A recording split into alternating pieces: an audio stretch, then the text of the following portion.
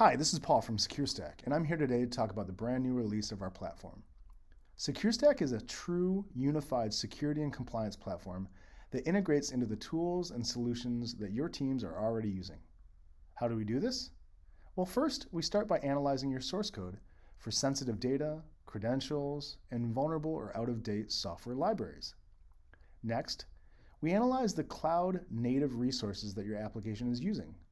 We find any misconfigurations and insecure cloud-native services. Finally, we continuously analyze your web applications and API endpoints for vulnerabilities or sensitive data. If any new applications pop up, our integrated asset discovery service will find them and let you analyze them in real time. Okay, let's see what this looks like in practice. I'm going to onboard an API into SecureStack. First, I log into the SecureStack website and I click the login button in the upper right-hand corner. I'm going to log in with my GitHub account, but we also support using your Bitbucket user, or you can create a brand new user just for SecureStack. Once I'm logged in, I'll click on Create Application and I'll give this new application a name. If this app has a public URL, you can provide it here, which I'm going to do for the API endpoint, which is api.cheapcryptobank.com. Next, I choose the software repository in GitHub that houses the source code that we use to build this application. When it asks, I'm going to select the branch that is used to build the endpoint. Okay, the app is all ready to go, and if I'm happy with how this looks, I choose Create Application. As soon as you create an application, our platform starts analyzing it. But there's one more thing that I want to do. This API is hosted in AWS, and I want to make sure that SecureStack analyzes my cloud resources that this application is using. So you can see here that I'm authorizing SecureStack to talk to AWS. As soon as I click Continue, it will start to analyze the AWS resources associated with this application. Okay, you can see all of my analyses are done, and each one has its own line in the report chronology that's marked Complete. Let's drill into each of these different analyses one at a time, and I'll start first with Web Vulnerability Scan, which is labeled Exposure.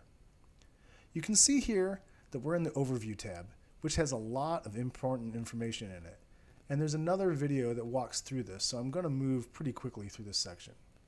At the top, you'll see the security and availability score that SecureStack has computed for the target API.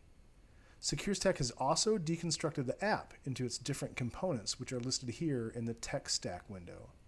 And we've identified that the endpoint only has one TCP port exposed to the internet.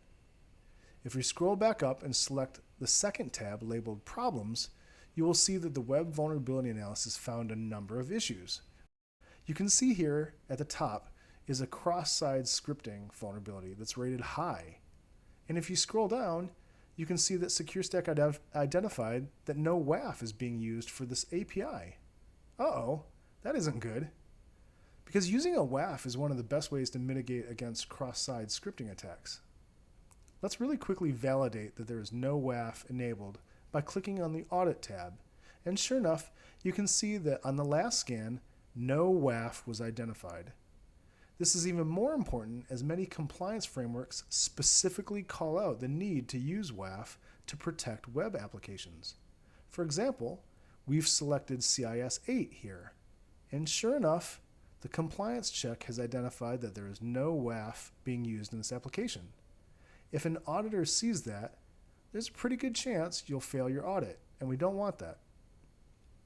Okay, let's address this. This API is hosted in AWS. And AWS has a really great simple WAF that you can enable. Let's see what SecureStack Cloud Security Posture module has to say about it. If we browse to the AWS report in our application, you can see that SecureStack found 8 issues. If you click on the application load balancer, well, guess what? It's obvious that it needs to be enabled for this API service.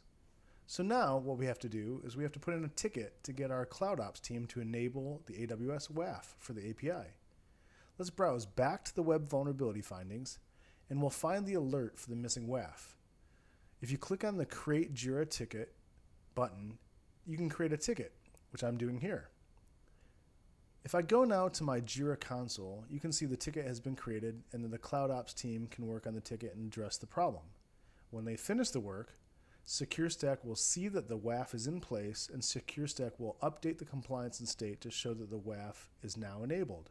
And it will do all of that automatically.